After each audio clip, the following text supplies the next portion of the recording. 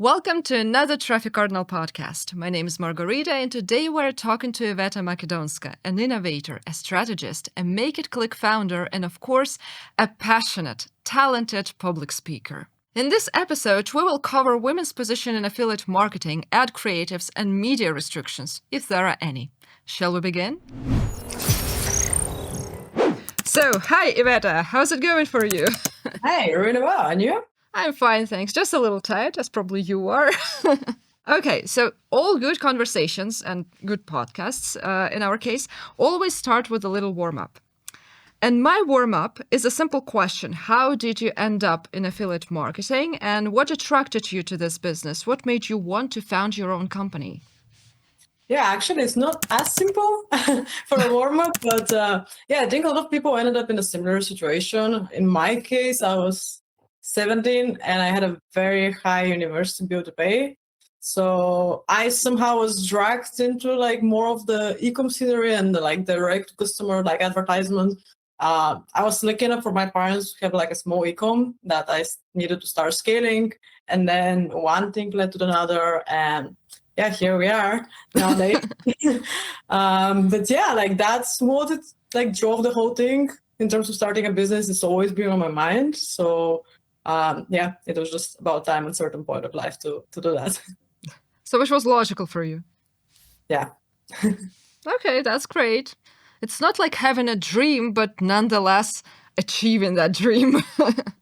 It was not really on my vision board, but it was like very predictable, I would say, because it's always been like in my mind, like I was always into psychology and people watching. I was in other sceneries before, but it basically was a natural extension to like basically scale brands. And what do you like about your job? And perhaps there are some challenges that you have to face every day, and how do you address them? So about my job, actually, to be fair, I do love almost everything. I was very, very lucky to go into that. The things that I love is like you have direct response on your ads. So like basically everything I do, like I can see very straight on like how it's affecting people. And it's very, very cool. And honestly, I'm like a little kid when I see an ad that I like, that I'm excited, like I start like being excited and jumping. And yeah, it's like a passion that I was not seeing coming. So I just love all of that. And I love how easily you can see the performance of your action. Like it's very rewarding. So that's one element I love. Also, I love the fact that I can work with really, really smart people and surround myself and like also like lead them and see how they get better and better over time. So it's amazing. Challenges, there are plenty. The biggest one for me is working with creators. And I've seen it also in multiple talks. And I think people think that I talk about the problems with creators too much, but honestly, my day-to-day is literally fighting with people delivering on time and solving their issues and why did they disappear. So that's my day-to-day problem. Okay, now a very modern question with a very modern message, because I'm finally talking to a girl, a girl-to-girl conversation. It's no secret that affiliate marketing in general is a sphere with the, how did I write it? The predominant male population. Pardon my bookish language, but still. Is it comfortable for a woman to be there? Have you ever felt oppressed as a woman? And is mansplaining a thing? I don't know, it is male dominated, but I don't feel that way. Like it feels like very open and supportive. And I noticed that the moment I started speaking, actually so many people were excited for me to be there, like to have like more diversity. And I don't think it's anything that has been causing any problems. I would say even the opposite, because I think people are more curious and they want to come and hear another perspective.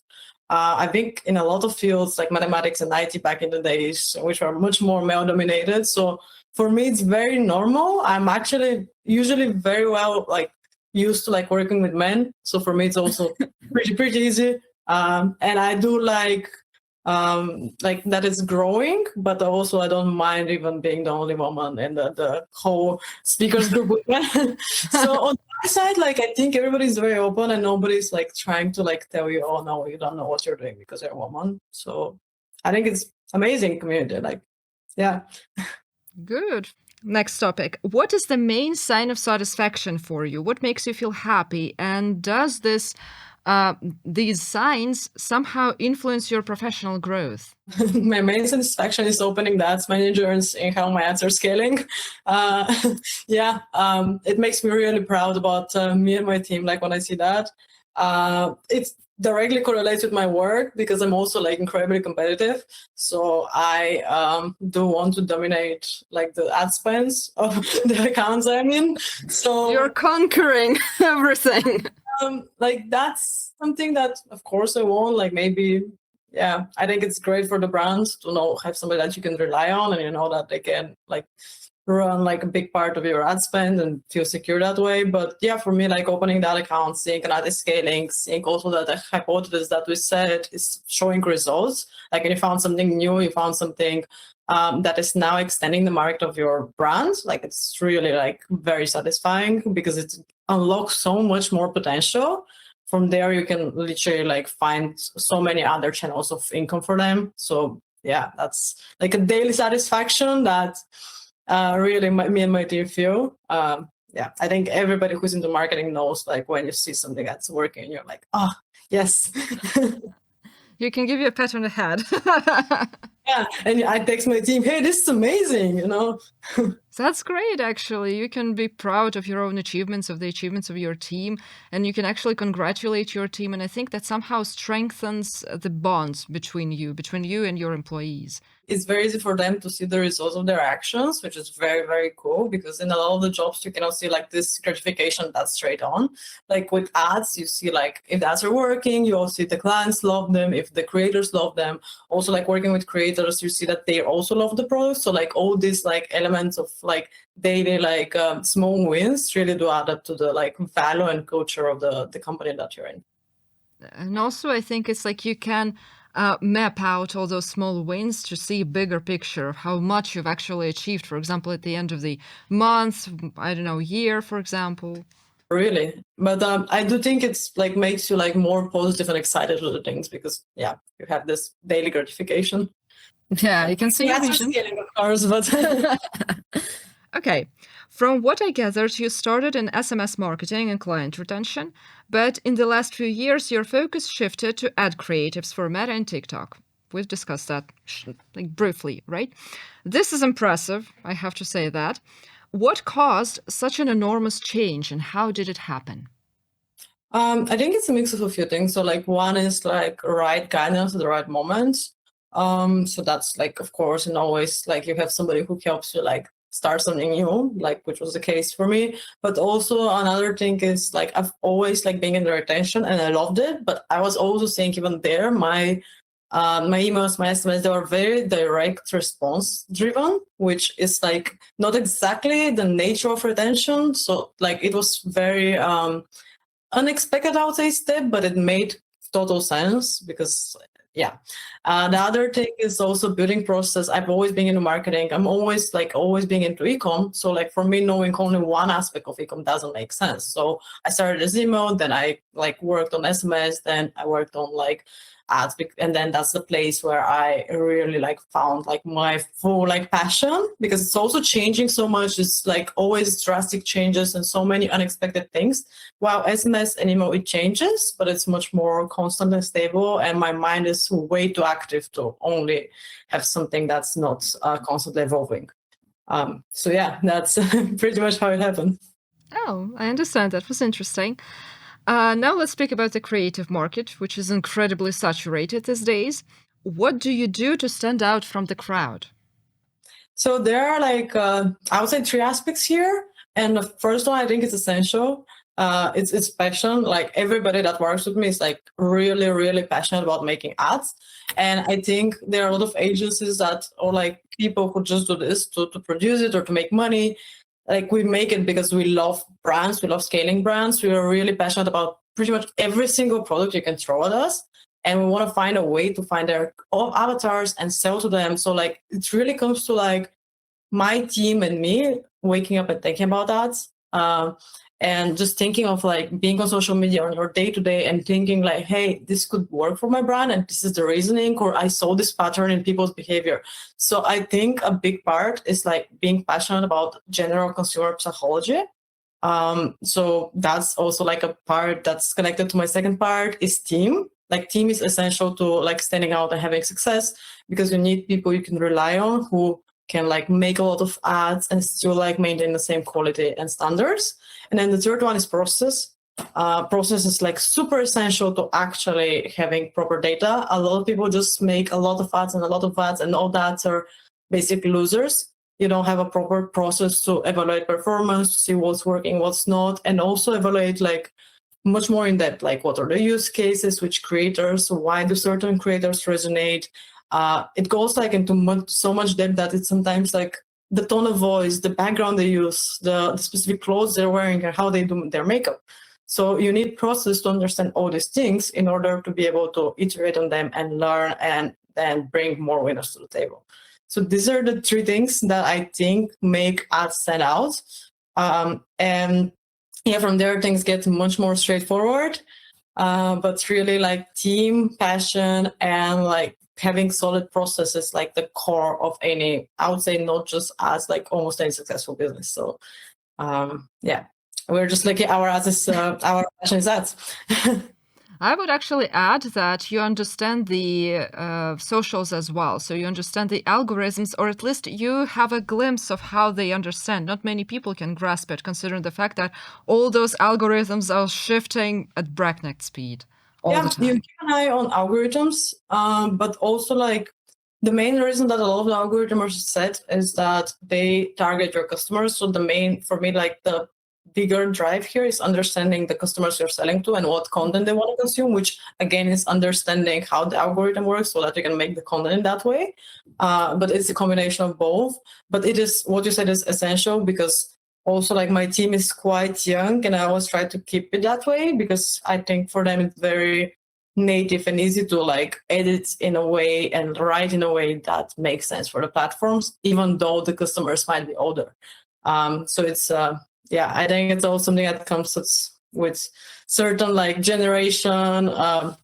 Yeah, because they were born with the computer at the tips of their fingers, right? They're on social media all the time, and it's subconscious driving your mind like what stands out to like the platform and to the people consuming the platform. Mm-hmm. So, and how do you monitor trends on social media? How do you understand that this is not just viral hype and a solid trend, a solid pattern that can be used in your strategy? So, like when it comes to trends, I think the majority of trends are like pure trends. It doesn't mean that you shouldn't jump on them. Like we do jump on trends with the idea to like still like get performance high, like get some results, like of course take advantage of that. When it comes to like evergreen, you kind of stick more to the things you've seen working. And you expand there. So you don't want to like reinvent the wheel. However, like the best way that we incorporate it is like for example, we have winning scripts. We know like what elements are working, and then there is a trend. So we bring that into the trends in order to take the maximum advantage of the trend. So like we wouldn't try to like reinvent the wheel and like make completely new uses like only from the trends and hope that's gonna work. It's just like a small boost. And in terms of like which trends we know how to jump on, I would say like it depends a lot on the brands. Like all of us consume social media a lot, and then we see like, okay, this makes sense for this client and this makes sense for that client. So it's mostly also the creative strategists having only one or two brands and really being thinking about them. And when they see something that makes sense for them, they like it kind of clicks in their mind, hey, this is something good to test. But yeah, another how to is like spending a lot of time on social media. It's inevitable. Yeah, I do that all the time. I probably have 5 hours a day on social media, maybe more. Maybe more. Depends on the social media. I understand. And also, then you have a young team, as you have previously stated, and they probably grasp it immediately, like what can be used and what cannot, what is very fast fashion and what can stay. Yeah. Like to my experience, most of them like stay only for a while, for like a very short period. But yeah, some of them die within days. And it wouldn't make sense because the moment you're ready to launch, it doesn't make any sense. There's some trends that are right now like booming, and then you notice that you should jump on them. But yeah, like it's really like everybody is spending a lot of time, and just we have like meetings, and they're like, okay, let's try this, and then the whole team like discusses like, okay, this makes sense, let's do it. But yeah, like having somebody who is young and like who grasps it like makes a lot of difference. Yes. I also do have like a lot of ideas from trends, but you see that it has like different ideas from throughout different ages. And also the funny thing is that you notice like as my team, like we like they vary in ages, but we have like younger and a little bit like more older. With old, we're not old. Zoomers and millennials, you mean? But yeah, like we have some that are younger, like very young, very fresh, and like they edit the trends the best. So it's very interesting to notice this pattern, like how it also changes over the years. Because initially you have some people that are very good in editing the trends, and then a few years pass, and then there is another one that's much better now at editing that. So people are your secret weapon, you know? That's what we do. Okay, so next question. UGC, EGC, statics, right? Statics, this is what I'm talking about. That's your company's versatile arsenal. How do you define which mix of ad creatives fits your client best at the beginning? Is there a carcass, an algorithm, I'm sorry for my language today, or a framework you follow to make the right decision? there is a framework. Of course, like we spend a lot of time, like when on board a client, analyzing everything and like also starting from there. However, we still like the agency is known for having very strong formats and like certain type of storytelling, which is longer and like much more like authentic. So this is the core of our work. So like when we start working with the client to a certain big part, we like stick to what we know works best. However, what we do is like we analyze a lot to understand what elements work to, first of all, bring the verbiage, for example, that's working into our ads, bring the editing style that is working into our ads. But honestly, like it's mostly about testing. Because when you enter a new ad account, you need to find a way to like basically find your way through it, because it already is having the other ads that it prefers. So you need to kind of find a way to make it like your ads. So to a certain extent, you can try to copy their style. However, I haven't seen it working, honestly. It kind of prefers more authenticity. So the thing that we try to do is like add elements that we think are essential, maybe some sound effects, maybe the tone of the music, the tone of the like the colors that they use in like captions and stuff like that. But mostly we try to stick to our basics. And also the other thing that we do always when we start with clients is we test multiple styles of editing.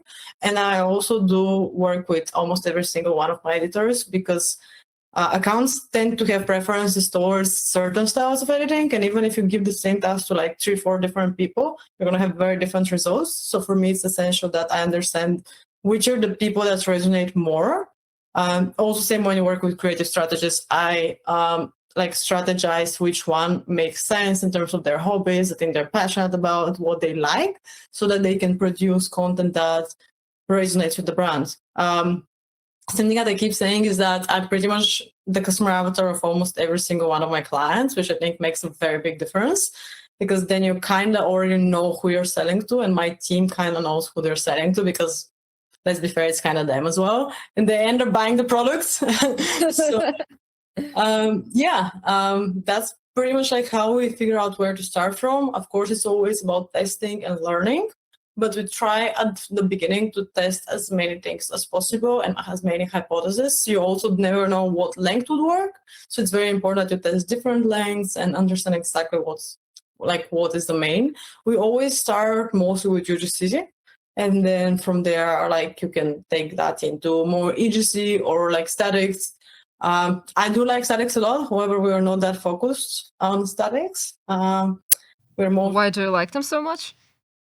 Easy way to like evaluate if something is working or not, like angles and like what verbiage works. It's really great.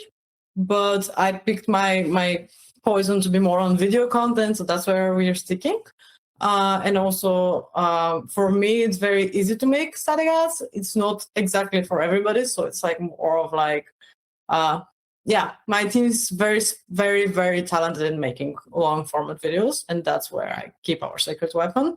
And if somebody needs image ads, maybe we can jump in, maybe not. Oh, I see. Okay. So now my favorite question. I don't know about you, but mine. Portray an ideal client based on your vast experience. Who are they? What they do? What goals do they want to achieve?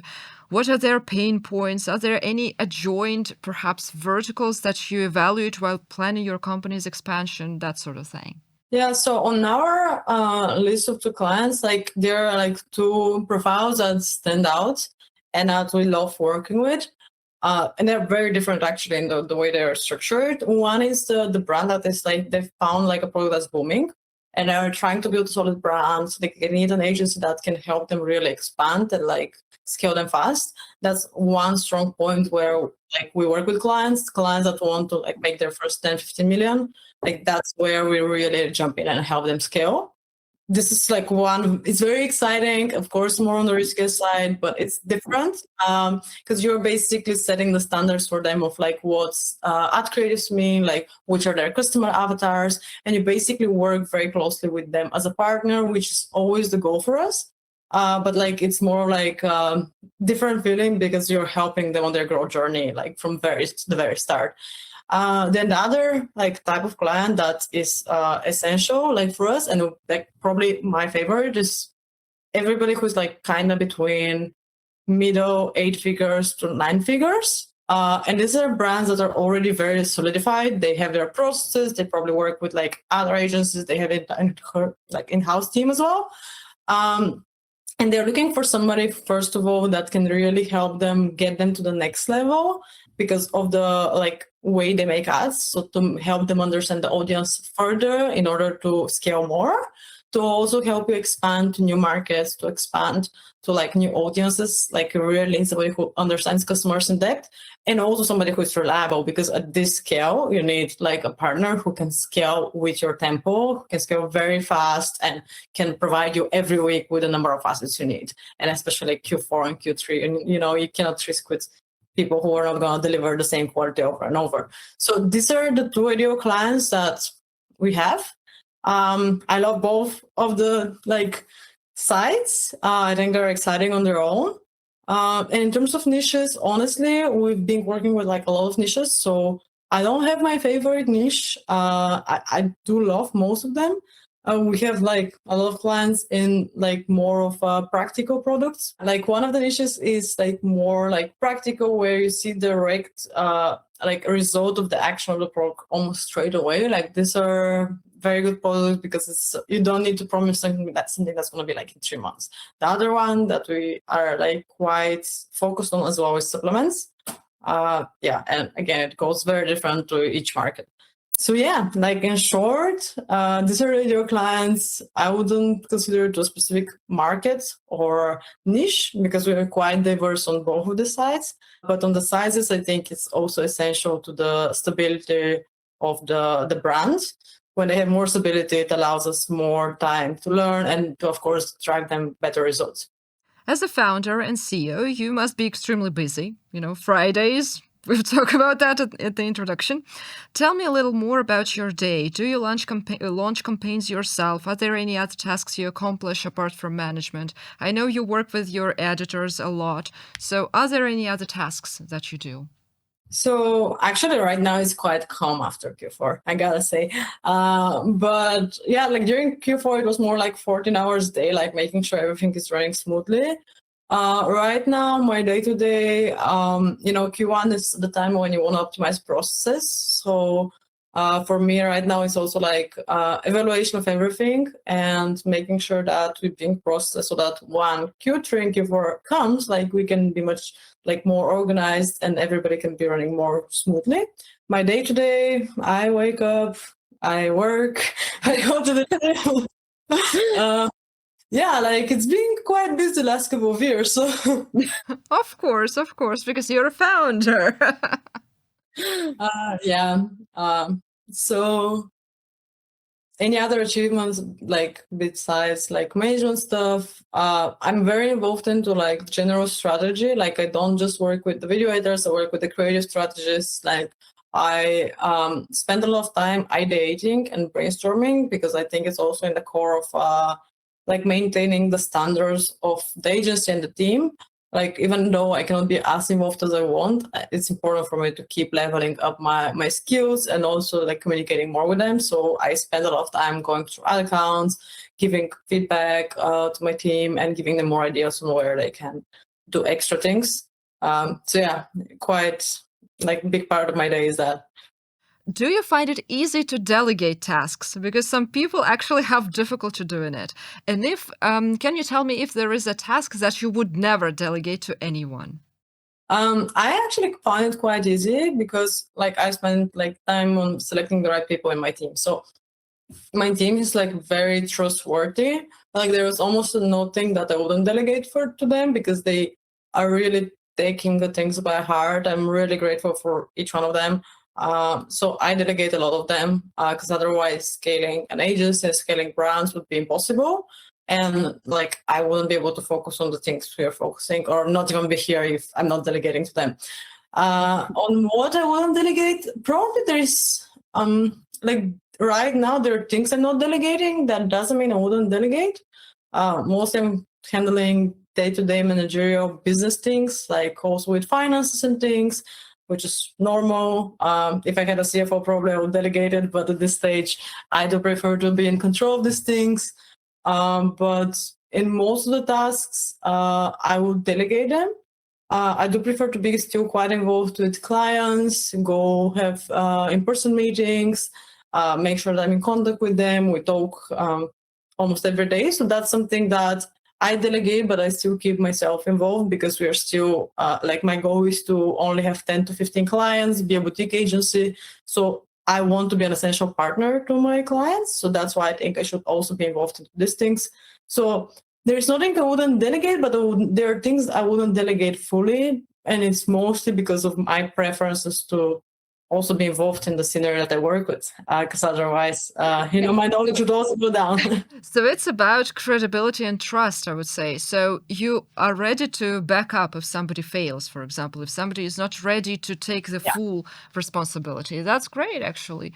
I love that. So your team feels supported at all the stages, whether they are at the very, say, on the floor somewhere or up in the sky. So you're always with them, you're always ready to help them, you're always ready to support. Yeah, generally, like the thing that I like is very important with my team is that they feel like I have their back. I understand that things might happen. I also understand that they do have different like years of experience and also their like weak points and very strong points. So I try to make sure that I'm with them. Of course, I try to like push them, to like experiment and try. But after that, like first of all, for example, if we're on client calls and they're saying like they're leading it, like I would let them lead, but then we're gonna like discuss what I think could have been improved, or if I notice they're getting stuck or ask for questions that they technically should not be the ones answering, it should be me. I would just take over and maybe discuss with them after that. You take the upper hand. Yeah. So yeah, for me delegation is essential, and it's essential to not limit your team. I really value that the people can grow with me, and I don't want to be like a boss or a leader that just like keeps you to a certain extent. I want my team to keep improving. So yeah, this is really, really essential for me because I don't want them to feel kept in a box, which does happen in like certain like scenarios. For me, it's really about personal growth and showing them that they can do much more than they ever thought they could, slowly and steadily. But yeah. You're educating them to some extent. I think we both educate each other. I think it goes both sides. It just in the same way they're always very supportive, and they do help me become a better leader and also become better at the agency, because the more they allow me to delegate to them, the more they allow me to think of the bigger picture of our business and like our goals and process to improve and things like that. So I think it does work both sides. Yeah, that's why I keep saying team is really essential, because it's really like having one bad person in the team can really affect the whole culture of your team. And yeah. And have you ever made an administrative or managerial mistake that cost you dearly, not necessarily in terms of money? And if yes, how did you fix it? there are things that happened in the past. I wouldn't say that there's something particular that causes me dearly. Yeah, maybe in the moment it feels like a big lose, like something that you're very sad. In the bigger picture of things, I think everything that has ever gone bad was actually good because it redirects you and sends you to the right path. So far we've been like quite looking on like almost the things, like there are situations can really like mess you up if you have big deadlines, which we do have with certain clients, and then creators just randomly disappear. But also in these situations, we've been quite lucky to manage to find replacements. Super last minutes over holidays. So yeah, again, like I think mostly because of the process and the dedication of the people, it really allows you to not make such big mistakes because you mostly notice them in an early enough stage to fix that. And I do think that when you work with clients and you work with brands, it's also like very important that you communicate. Because if you communicate with them and you explain to them like something that happened, in the majority of cases, they would be understanding of the situation, especially if they are already working with creators and they know that the nature of the thing is really volatile and sometimes you really cannot control it. But it also helps you refine the processes, for example. You can kind of change the processes if necessary. You can change the stages, for example. You can change the people. You understand who is better in this particular position, who should be shifted, and so forth. Yeah. Actually, also another reason why I think we haven't like encountered like a massive issue is because unfortunately they learn to hire and fire fast if there is not a match. We do have like a culture in which we want to hire people that think like us, that are very responsible, very self-sufficient, and they will do things to make sure everything is on time. And when you have somebody that you like and you think they might improve, but they're not improving, like unfortunately it's better to split ways, because otherwise that's where I think the bigger mistakes happen, and then you probably lose a client or like you like damage your reputation or something like that. So that's sad to hire, but that's the truth. That's the truth. That's business. Yeah. You have to save the bigger picture, I think. Besides, if it doesn't click, I'm not entirely sure whether it could be a good partnership between, say, a founder, a CEO, or an employee. And it's not good for both people. You will be suffering both because it just doesn't click. It is true. Because, yeah, we have a very particular way of work that is like kind of structured also towards like the process that I build on my own. So like the people that I usually work with like have very similar values. So if you have somebody that is completely used to a very different style of working, then it is going to be a nightmare for both of us, because then we're going to be chasing them with questions they're not used to receiving, So yeah, very good point on it. Okay. Let's switch to speakership because it is one of my favorite aspects. If we split the entire podcast into sections, consider it a traditional one. I'm always speaking about speaking, right? We often talk to famous spokespeople, and you're one of the brightest speakers here. How did it start for you? Was it your intention, your initiative, or did somebody push you in that direction? What's your attitude to public speaking? Do you feel, inspired or anxious or worried or elated? So on the story how it started, actually, I'm not sure exactly when it started, because I actually was not working, but in my high school and primary school, I was always doing mathematics and IT later on. So I was kind of my whole life doing presentations for people. So like in terms of that, like I have no idea when it started. In terms of like ecom, it was quite random, I would say. I was always doing like things online, like podcasts and webinars, because I've worked online my whole life. But then there was an event in Bulgaria, and the guy asked me, "Oh, hey, can you come and start our first like meetup?" And I was like, "Okay, all right, but just for the record, I cannot speak in Bulgarian because I literally don't have any idea how to like say anything of the things I'm doing in my own language. So I would just speak in English. And he was like, okay, all right. And then I went there, and like the whole feeling of the room, like I realized that I absolutely love it and I need to do more of that, because you see all these people waiting for the insights, and like they are there and they are super active and asking questions. And you realize that this 40 minutes that you're sharing information might change so much in their business and the trajectory of how they make decisions. And it was really inspiring. And that's when it like kind of clicked in my mind, like I need to do more of that.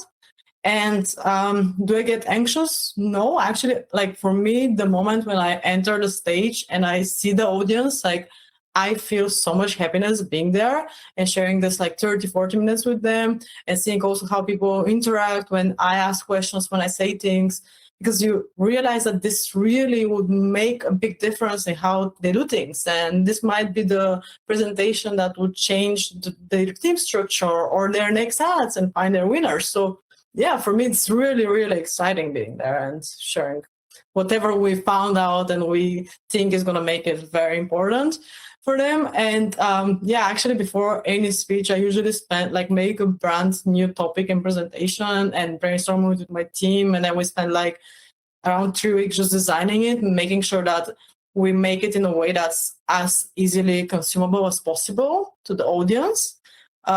So yeah, really that was something that I randomly found out, but it's been incredible and I absolutely love it.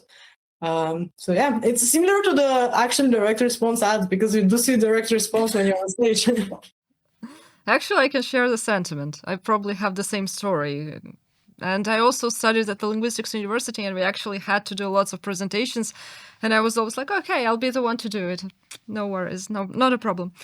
But can actually speakership like this attract new clients, new partners, for example? Did you ever get collaboration proposals after a public talk? So you don't get them like directly, because of course you get people coming to you, but it's never just like, oh, you were there and now I wanted to work with me. Like it's usually, of course, more of a two-way street. So like people come to you and you discuss and you meet a lot of amazing like partners and collaborations from that. But it's mostly they saw something that was inspiring for them. They come to you, you discuss if it is a match or not, or how can I help you best, like maybe redirect you somewhere else. So it's always kind of like just the right spot, like to meet people. I would say being a speaker or non-speaker, it's always like very, very crucial. I did meet incredible people and like very essential people that I work with on a daily basis. So yeah, I wouldn't say like just because you're on stage. I would say more of the whole experience that you're there and you're there to share knowledge in these moments with these people. And does your media personality impose certain restrictions on your real personality, on who you really are? For example, you feel like you don't have the right to be sad, you don't have the right to be angry, you always have to put on a happy face, something along those lines. I would say no, because I think personally my whole personality on stage is purely me. Like I don't want to be having a different personality. I think I'm completely incapable of doing that. So no, of course it pushes you to be more positive. So if honestly, every time I go on stage, something goes wrong. Sometimes I mess up my knees. So, like last time I was so sick, and you need to go there and like not coughing on the microphone, because then everybody's gonna go. But maybe deaf from that. But yeah, like it does like push you to like give your best, of course, because you're there to share knowledge. But I don't think it imposes that you shouldn't be yourself.